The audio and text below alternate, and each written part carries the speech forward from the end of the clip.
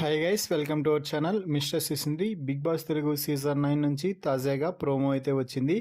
ఆ ప్రోమోని ఒకసారి చూసినట్లయితే బిగ్ బాస్ హౌస్లోకి మాజీ ఛాంపియన్ అయినటువంటి దేత్తడి హారిక అయితే మెయిన్ గేట్ నుంచి ఎంట్రీ అయితే ఇచ్చింది.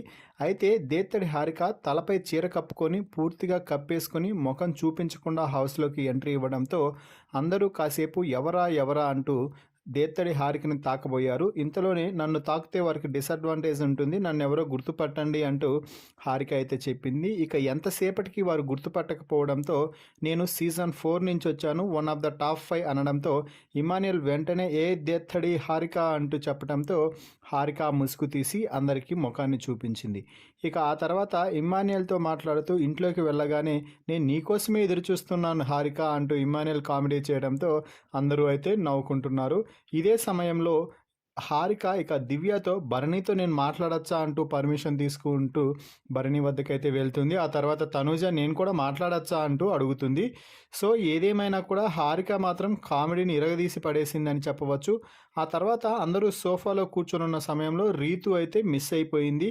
ఈ సమయంలో డెమాన్తో మాట్లాడుతూ ఏంటి డెమాన్ నువ్వు ఇక్కడే ఉన్నావు, నువ్వు ఇంకా రీతు లేదు కదా, రీతు ఎక్కడుంటే అక్కడ ఉంటావు కదా అంటూ సూపర్ పంచ్ అయితే వేసింది. ఇదే సమయంలో అక్కడికి రీతు రావడంతో వచ్చిందమ్మ వయ్యారి అనుకుంటూ మంచి స్ట్రాంగ్ డైలాగ్ని అయితే విసిరేసింది రీతు డెమాన్కి. ఏదేమైనా ఇక ఆ తర్వాత టాస్క్ అయితే ప్రారంభించేశారు బిగ్ బాస్. ఇందులో భాగంగా హారిక సుమన్ శెట్టిని అయితే ఎంచుకుంది. ఈ టాస్క్ ఏమిటి అంటే టవర్ కట్టు నిలబెట్టు. సో కొన్ని బాల్స్ని అలాగే కొన్ని రోల్స్ని కూడా పెట్టడం జరిగింది. వారికి ఇచ్చినటువంటి ఒక చిన్న కర్ర సహాయంతో తీసుకుని వెళ్ళి వాటిని ఒకదానిపై మరొకటి పెట్టాల్సి ఉంటుంది. అంటే ఒక రోల్ పెట్టి రోల్పై బాల్ పెట్టి దాని తర్వాత రోల్ పెట్టాల్సి ఉంటుంది. అలా ఎవరైతే టాస్క్ ముగిసే సమయానికి ఎక్కువ ఎత్తున టవర్ అయితే నిలబెడతారో వారే ఈ టాస్క్ విజేత అంటూ చెప్పడం జరిగింది.